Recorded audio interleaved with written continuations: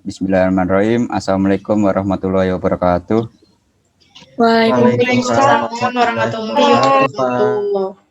Ya, nampak pada cerah sekali ya hari-hari ini. Padahal sedang situasi pandemi, nggak apa-apa. Kita di rumah masing-masing ya, jaga kesehatan dan stay di rumah.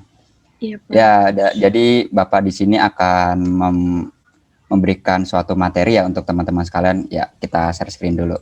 Oke, punten. Harap tenang dan memerhatikan ya semuanya. Langsung saja, biar waktunya juga mempersingkat. Ya, di sini saya akan men-share tentang materi tentang potensi dan persebaran sumber daya kehutanan dan pertambangan yang ada di Indonesia nih.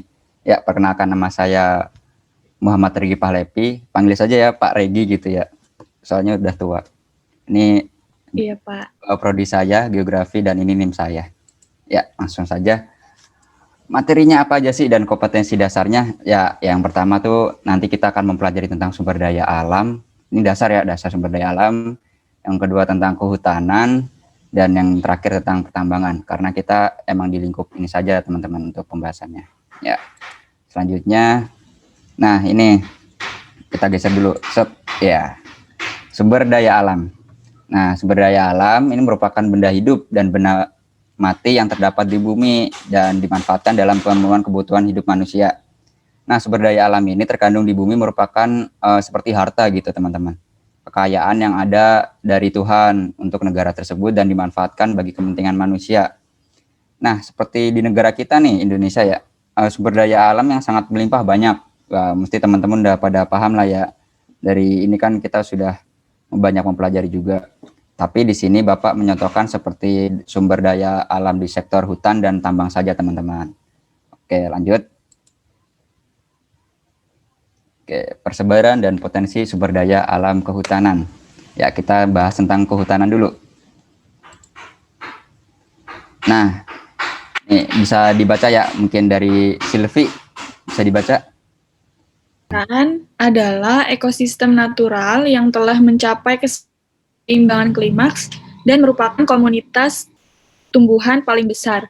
Potensi sumber daya alam kehutanan sangat menjanjikan, di mana berdasarkan data Badan Pusat Statistik tahun 2018, luas hutan Indonesia sebesar 120,6 juta hektar. Ya, betul banget. Ini kan sesuai dari data ya BPS atau Badan Pusat Statistik tahun 2018. Luas Indonesia tuh segitu teman-teman. Hutannya tuh sangat luas banget ya, berhektar-hektar bahkan berjuta hektar. Ini seperti gambar di sini ada Pak D lagi ngorek-ngorek kayak karet. Terus ini hutan salah satu di Jawa Barat ya, di Cangkuang tuh. Mesti teman-teman udah sering ke sana. Dan ini foto di air terjun. Nah, itu intinya kita tuh memiliki banyak banget luas dan persebaran hutan yang ada kita punya. Kita kan warga Indonesia ya, jadi patut kita syukuri. Selain difungsikan sebagai kawasan konservasi, hutan juga dimanfaatkan sebagai hutan produksi teman-teman. Jadi nggak sekedar hutan banyak pohon gitu, enggak. Jadi hutan produksi itu seperti area hutan yang dipertahankan sebagai kawasan hutan yang berfungsi untuk menghasilkan hasil hutan gitu. Jadi hutannya itu ada hasilnya, nggak sekedar pajangan atau sekedar pariwisata. Jadi kepentingan untuk konsumsi masyarakat sih terlebihnya ya, industri dan ekspor maksudnya itu. Oke, Bapak lanjut. Nah, ini ada nih kawasan hutan yang tersebar di Indonesia. Ada banyak macam ya nih ya. Dari yang pertama nih hutan lindung nih seluas 29,7 juta. Juta tuh hitungannya udah sangat luas, melebihi luas tanah yang kita miliki. Persebaran itu ada di mana aja sih? Yang pasti ada di Papua. Lah ini pasti udah paham lah ya nih, di gambar ini ada nih bapak-bapak bawa arit nih. Ini termasuk salah satu hutan di Papua. Terus ada di Kalimantan Timur, Kalimantan Utara, dan Kalimantan Barat. Jadi hutan lindung tuh di data tuh hanya ada di Papua dan daerah Kalimantan. Nomor 2, hutan produksi atau hutan produksi terbatas ya, HPT, itu seluas 28,8 juta hektar. Ini ada di Papua lagi, Kalimantan lagi, dan ya itu di produksi dan lindung itu tersebarnya hanya di Papua dan Kalimantan. Yang ketiga, hutan produksi tetap HP, itu ada seluas 29,2 hektar. Itu lagi dan lagi di Papua, Kalimantan.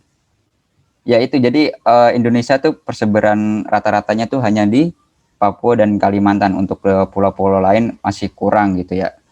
Dan ini juga persebaran produksi dan konversi HPK itu seluas 12,8. Ya, kalau ini bedanya ini ada juga di Maluku dari ketiga tadi, tambahan lagi untuk hutan produksi konveksi itu ada di Maluku juga. Jadi selain di Papua dan Kalimantan ada juga di Maluku seperti itu. Ini gambar-gambar yang bisa dilihat ya, seperti hutan hasilnya seperti ini, pohon itu untuk industri ataupun bahan ekspor dari negara kita Indonesia. Ya. Selanjutnya, wah cepat kan ya. Jadi tadi kan sumber daya alam hutan ya. Sekarang kita mengalih ke pertambangan. Ya nggak jauh-jauh lah ya, hutan ditambang gitu. Nah, ini ada beberapa nih potensi sumber daya alam pertambangan yang sebagian besar merupakan tidak dapat diperbarui sayangnya. Memang ya rata-rata sumber daya alam yang kita miliki sebagian besar ya tidak dapat diperbarui. Jadi mau tidak mau kita harus menjaga dan ya melestarikan gitu. Ya mungkin Novia bisa dibaca nih minyak bumi ini. Ya, minyak bumi ini berasal dari mikroplankton yang mati yang terdapat di danau, rawa, teluk, dan laut dangkal. Kemudian mengendap, terkubur, dan membatu. Batuan ini berubah menjadi minyak bumi setelah mendapatkan tekanan dari lapisan di atasnya dan panas magma selama 600.000 sampai 70 juta tahun. Persebaran sumber daya alam ini pun berada di dataran maupun lautan. Daerah penambangan darat ini contohnya ada di Cepu, Jawa Tengah. Daerah penambangan laut contohnya di lepas pantai Jawa Barat dan Jawa Tengah. Ya, betul banget. Jadi minyak bumi itu salah satu yang paling besar tuh ada di Pulau Jawa, teman-teman. Khususnya di daerah Cepu. Mereka tuh menyebutnya kota minyak ya karena minyak bumi mereka sangat kaya gitu. Nanti mungkin di kelas kita ada study tour ya mungkin ke Cepu biar teman-teman tahu bagaimana proses dari minyak bumi itu, ataupun nanti ada kegiatan yang lain seperti itu ya. Ya ini untuk minyak bumi ya bisa dilihat teman-teman bareng, sangat luas dan sangat banyak gitu. Selanjutnya ya biar cepat juga, batu bara mungkin dari Nadia bisa dibaca agak cepat mungkin ya bacanya. Batu bara terbentuk dari tumbuhan yang hidup sekitar 300 tahun lalu. Tumbuhan tersebut terbenam di dalam tanah lalu mendapat tekanan yang keras sehingga menjadi semacam batuan. Batuan tersebut dalam waktu yang sangat lama mengalami proses karbonisasi atau pengarangan. Sebaran sumber daya alam ini terdapat di Ombilin dekat Sawah Lautu, Sumatera Barat, di mana proses penambangan dilakukan melalui terowongan bawah tanah. Selain itu, penambangan di Bukit Asam dekat Tanjung Enim, Sumatera Selatan.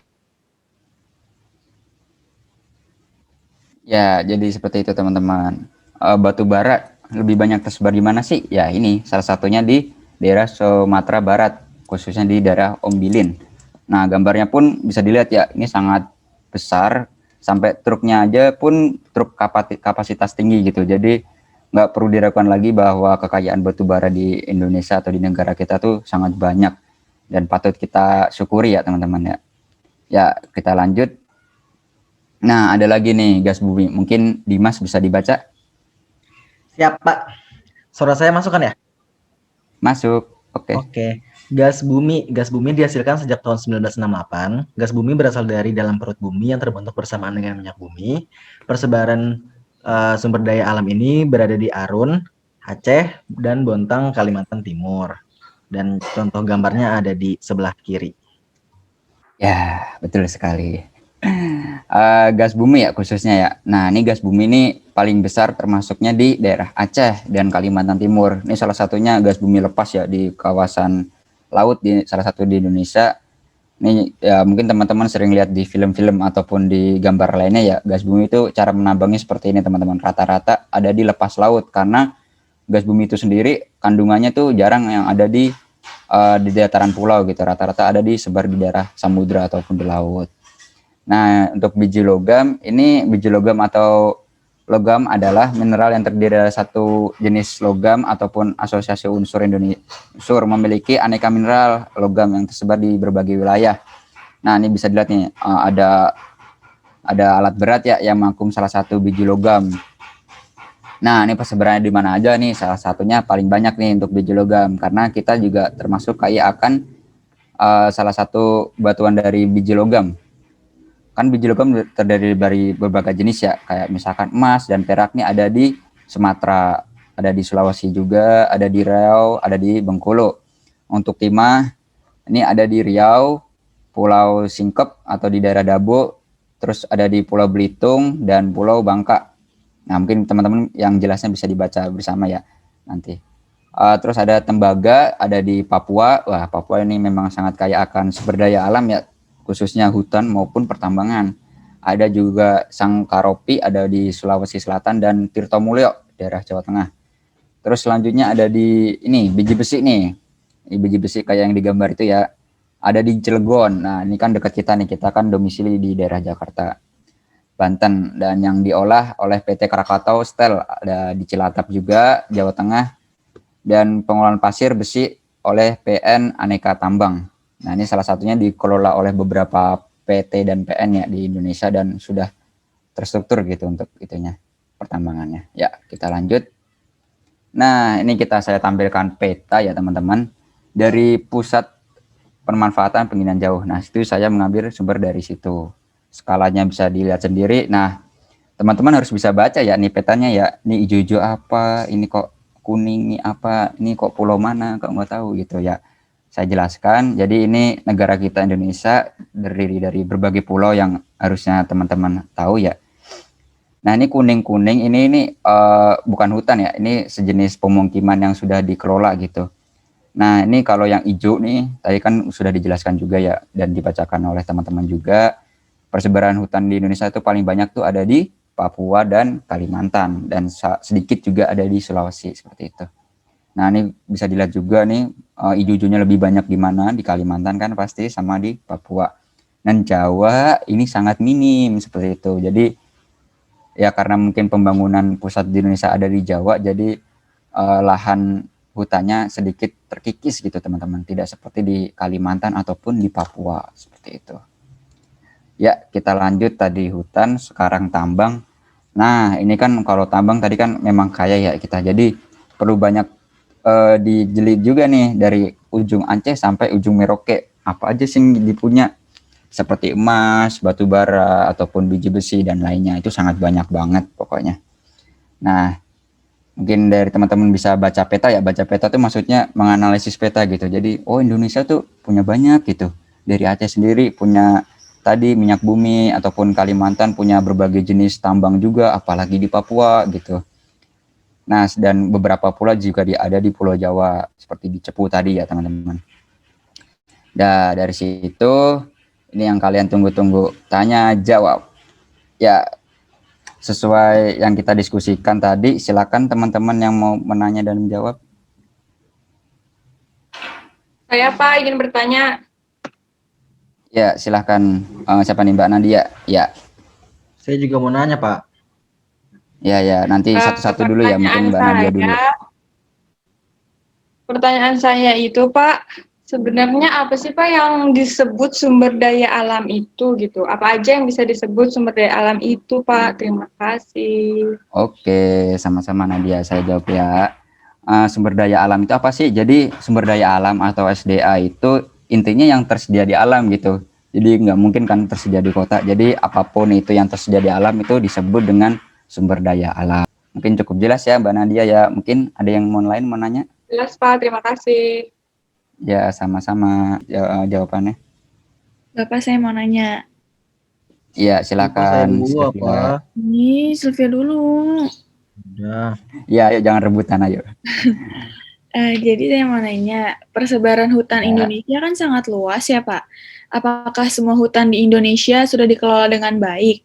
Dan apakah ada badan resmi yang mengatur hal tersebut Pak? Terima kasih. Ya, tadi kan untuk pengelolaan ya, dan itu siapa aja badan resmi yang mengawasi itu Ada nih dari yang tadi ada Balai Penetapan Kawasan Hutan di Indonesia itu atau disingkat dengan BPKHI.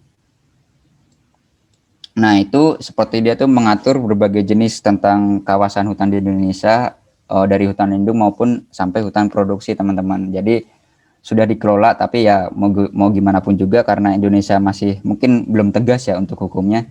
Jadi masih ada beberapa tangan-tangan nakal gitu yang sedikit menjahil untuk keberagaman hutan yang ada di Indonesia gitu. Sayangnya masih seperti itu. Namun untuk perlindungannya sudah ada badan hukum dan seperti balai yang sudah ada gitu untuk Indonesia sendiri. Jadi seperti itu. Oke, ada lagi? Mungkin terakhir ya ini ya dari siapa? Dimas mungkin atau siapa? Oke Pak, saya ya Pak. Siap. Oke. Di sini saya mau nanya tentang pertambangan Pak, karena Ya. kan pertambangan di Indonesia itu kan udah sangat luas, luas banget malah Pak. Nah, apakah pertambangan di Papua sana nih udah dimiliki Indonesia Pak? Yang seperti kita tahu bahwa banyak sekali isu-isu mengenai tentang pertambangan yang ada di Papua. Itu aja Wah, Pak. mantep banget nih. Ini pertanyaan cukup itu ya mantep ya karena terkini banget gitu. Nah, mungkin saya jelaskan pertambangan di Papua itu apa. Mungkin kita menyinggung sedikit ya nama salah satunya di PT Freeport. Masa ada yang nggak tahu nama PT Freeport yang mana? Pasti udah umum banget ya, khususnya di kita juga. Freeport yang dulu-dulu itu sangat menguasai tentang emas yang ada di Papua atau pertambangan-pertambangan yang ada di Papua.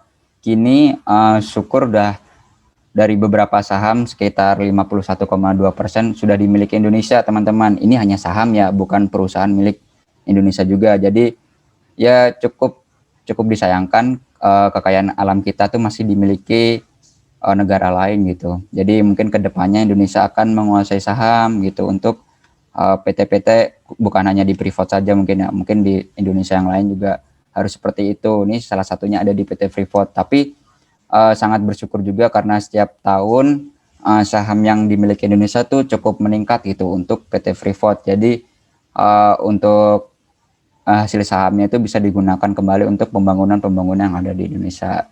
Jadi ada ruginya juga, tapi ada diuntungkan seperti itu. Jadi bisa dinilai masing-masing ya.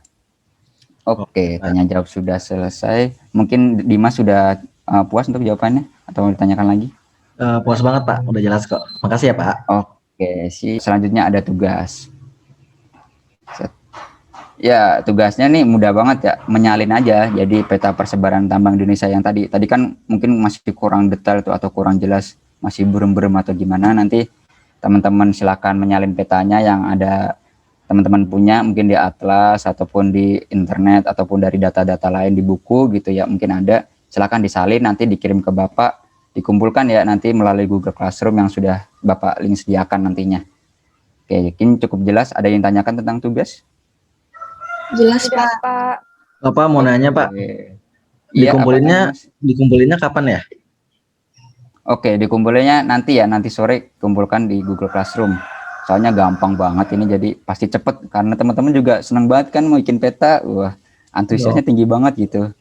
Iya, Oke jadi deh, saya Pak. juga pengen antusias bikin tugas juga gitu jadinya. Gitu deh. Oke, karena tugas juga sudah saya paparkan dan terima kasih. Ya, sebelum kita tutup mungkin ketua kelas bisa mengabsen teman-temannya. Mbak Nadia ya ketua kelasnya ya. Iya, Ya, Pak, diabsen boleh. dulu coba teman-temannya. Yang nggak hadir nanti traktir pokoknya. Yuk teman-teman kita absen. Novia Ramadita. Hadir Bu. Itu teman Novia kalian. Widiarini. Hadir. Dimas Satrio. Hadir. Nadia juga hadir Pak. Hadir. Gak ada yang traktir Pak. Ya, oke, hadir semua ya, Bapak yang alhamdulillah traktir ya. kita, yeay. Jadi nanti Bapak terakhir soto aja ya, nanti kelar pandemi kita makan bareng-bareng di itu nasi campur dekat Rawamangun. Ya, Oke, jadi gitu. Pak. Terima Oke, kasih. Pak. Ditunggu ya. Terima kasih. Tunggu Pak. Ya, ini hanya micro teaching. Jadi makasih Mbak Nadia. Jadi ketuanya. Tadi juga saya mulai dengan basmalah. Ini juga saya tutup dengan alhamdulillah. Mari kita tutup bersama. Alhamdulillah. Alhamdulillah. Alhamdulillah. Terima Ya, ditunggu nasi kasih. campurnya, Pak. Terima Makasih ya, Pak. Terima kasih, Pak. Oke, Sotonya jangan lupa, iya. Pak. Mm-mm. Oh, Nggak mau.